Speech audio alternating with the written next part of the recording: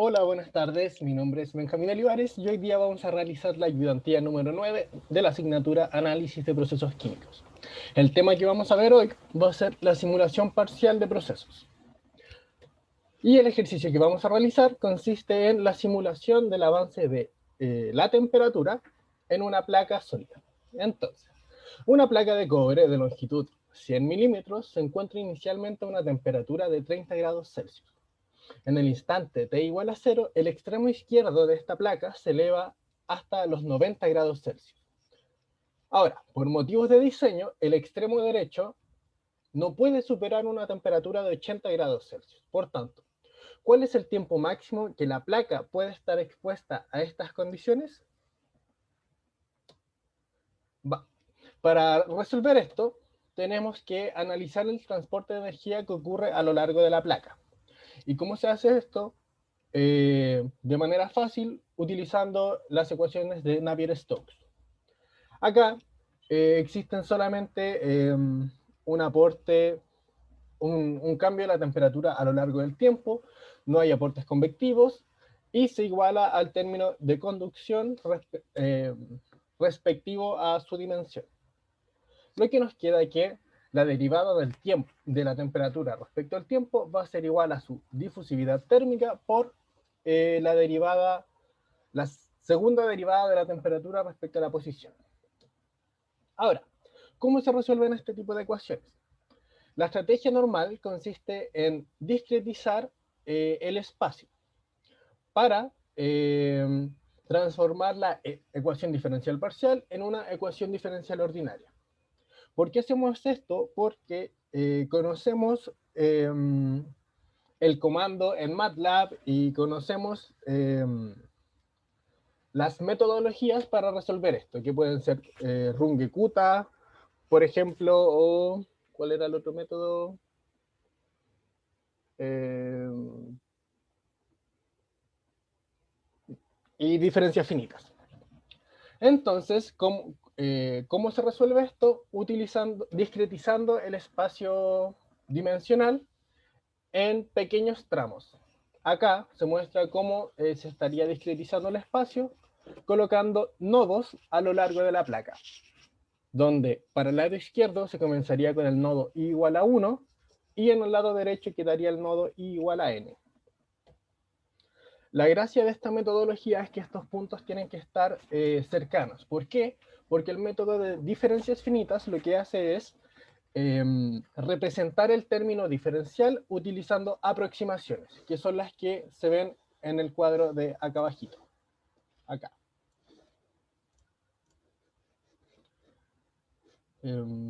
Ahí sí. ¿Y qué tipo de aproximaciones utiliza? Dependerá de qué nodo estaré analizando.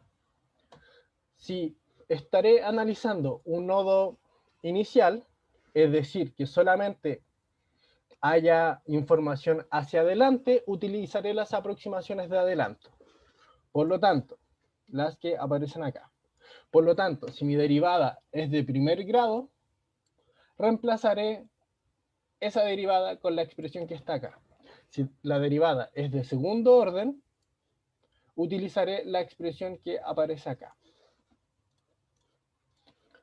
Luego, si analizo los nodos intermedios, es decir, que tengo un nodo adelante y otro atrás, puedo utilizar las aproximaciones centrales que aparecen acá. Y de la misma forma, si la derivada es de primer grado, reemplazo la derivada con el término acá. Y si es de segundo grado, con este término. Acá, el phi que aparece representa a la variable independiente.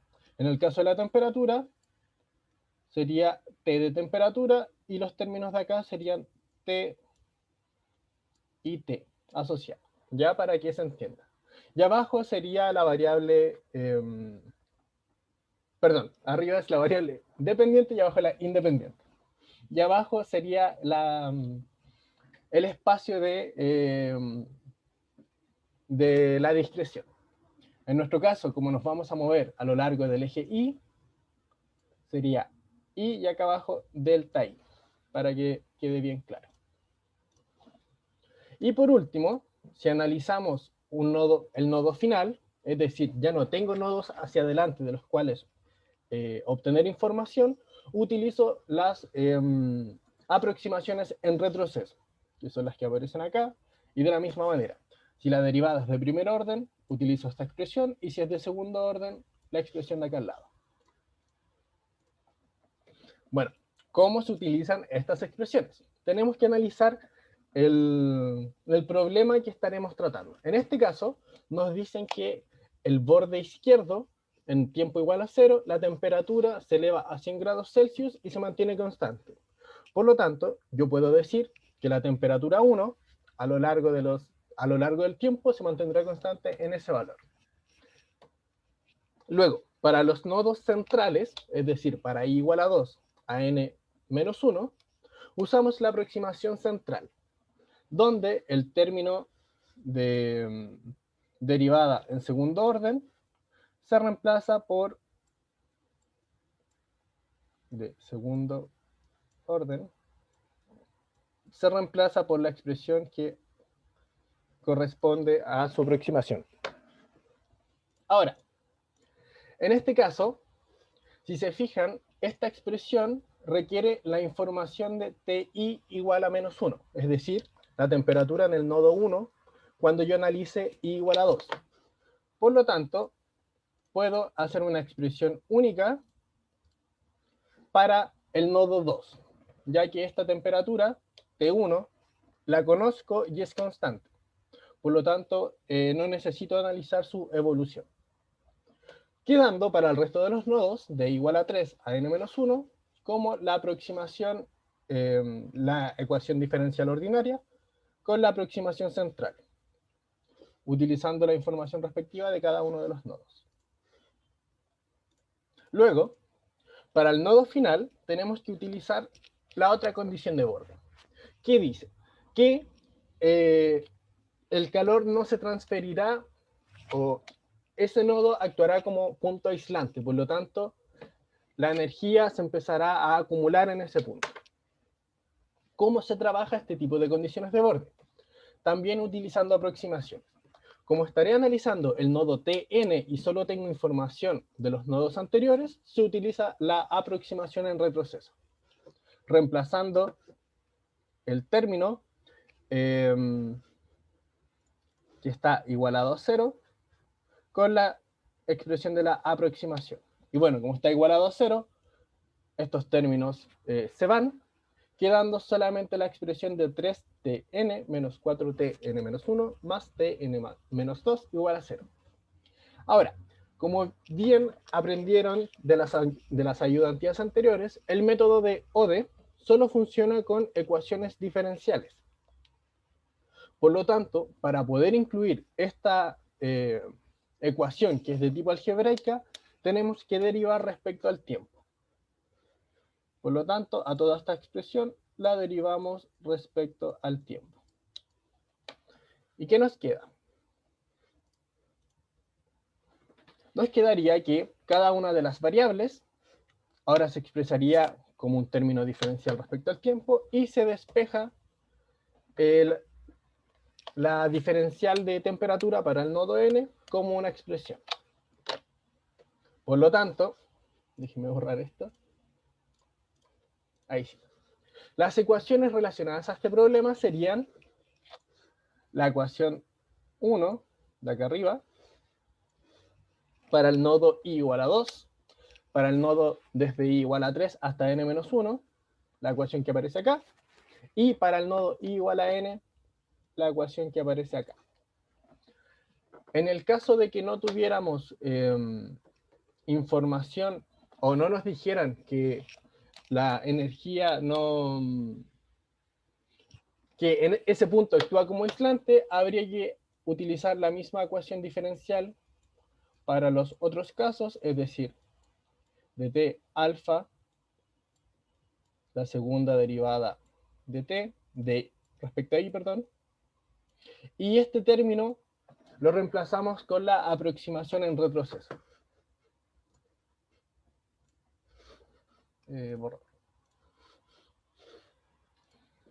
Bueno, ahora, ¿cómo se realiza el análisis de grado de libertad? Contamos todas las variables presentes en el problema. Como tengo el término diferencial desde 2 hasta n, van a ser n-1 incógnitas. Tengo la difusividad térmica, el delta I, y las temperaturas, en este caso, serían desde 2 hasta n, además del TH. Por lo tanto, serían n-1 más 1. Y por último, necesitamos saber el número de nodos también. Por lo tanto, los grados serían de 2n más 2. ¿Cuántas ecuaciones conozco? Las ecuaciones diferenciales, que me entregarían la evolución de las temperaturas. Y estas corresponden a n-1 ecuaciones. ¿Qué parámetros conozco? La difusividad térmica, ya que es propia del material, y la temperatura 1, que es constante a lo largo del problema.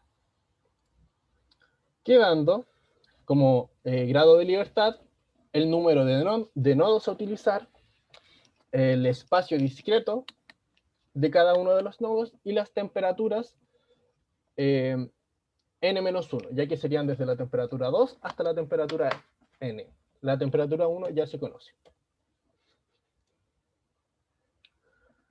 Por último, para obtener o para poder obtener el valor de las temperaturas, se utiliza la condición inicial. ¿Qué dice la condición inicial? Que en tiempo igual a 0, todos los nodos interiores, desde 2 hasta n, están a una temperatura de 30 grados Celsius.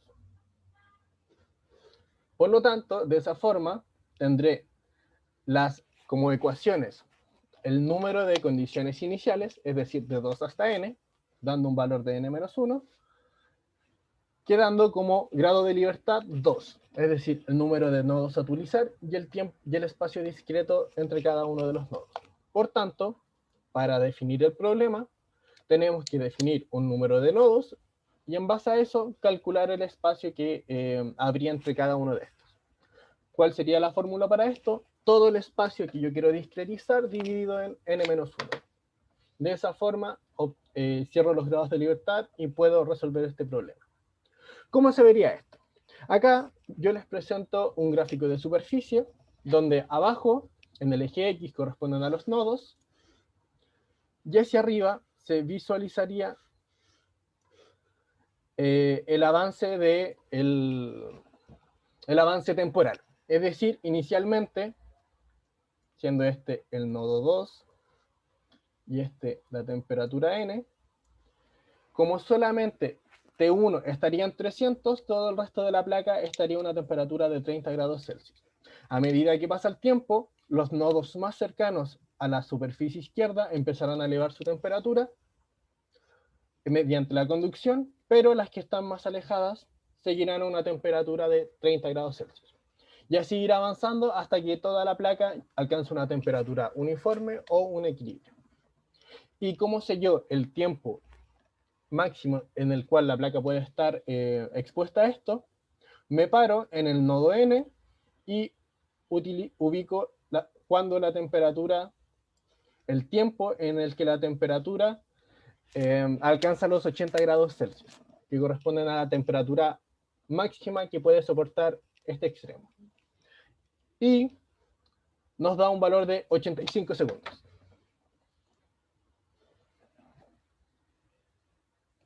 ¿Cómo?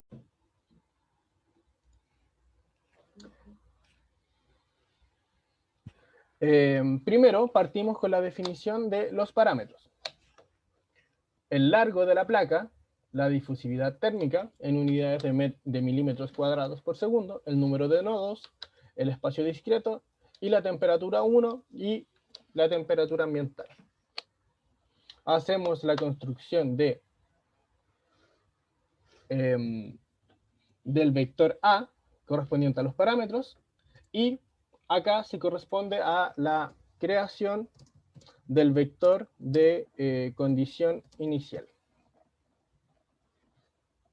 donde crearé un vector de n-1, columna, multiplicado por la temperatura inicial, quedando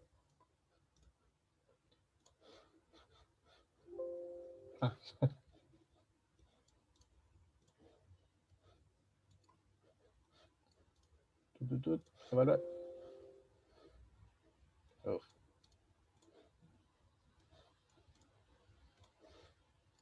Un vector de 19 por 1 con los valores de la temperatura inicial. Luego se define el tiempo de span.